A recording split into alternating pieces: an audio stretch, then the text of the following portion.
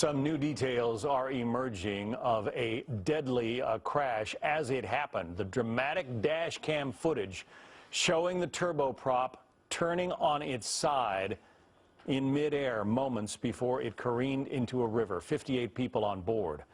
While rescue crews pulled 15 of them from the water, at least 25 others are dead, 20 more still missing. It's the second disaster in the past year linked to the same type of aircraft flown by that airline. Another turboprop, also operated by the same airline, TransAsia Airways, crashed last July.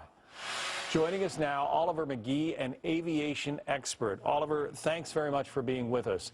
The pilot of this particular plane, the one that crashed in Taipei, had issued 3 Mayday calls just before it went down. Obviously, it's always early to speculate as to the cause, but what does it look like to you?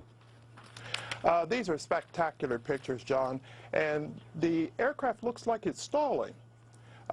Basically, some reports are coming in and saying that the aircraft was basically suffering from engine flameout. And that is a real problem in trying to keep the controllability of the aircraft. This is an unstable flight mode that you see happening on these spectacular pictures from the aircraft.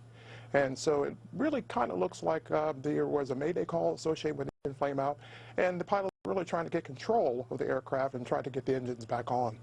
There is something called VMC, or minimal control velocity, that twin engine pilots have to deal with, have to know. You want to be able to you want to have enough speed on your aircraft that you can control it, even if there's just one engine working, right? That's right. These planes are designed to fly with one engine working and still have controllability of the air flight envelope. But the pilot has to do the right thing immediately upon losing one engine.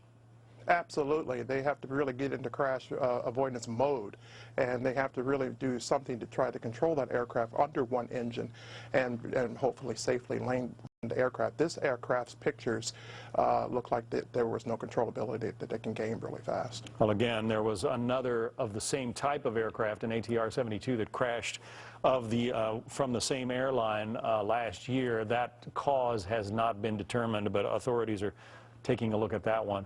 I want to switch topics to another plane crash. This one happened in Colorado last year. A Cessna 150, a 2-passenger, private plane went down.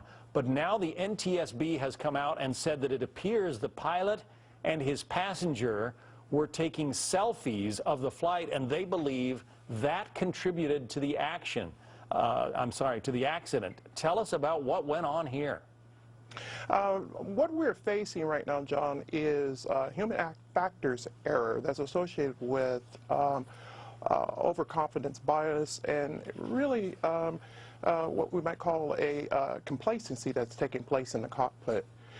When we have pilots taking selfies and doing other things other than looking at the flight management systems and performances of both the pilot and the co-pilot, as we're working with automated self-flying systems, we have to really be careful about what we're looking at, these human factors errors associated with complacency, overconfidence bias, and essentially how do we get these pilots to be more attentive to flying a very complex machine.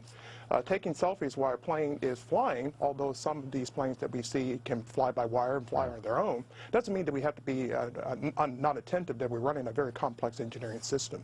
Oliver McGee, it's an unbelievable tragedy and a stupid move, apparently, on the part of that pilot. Condolences to the families who have suffered losses in this Oliver, thank you.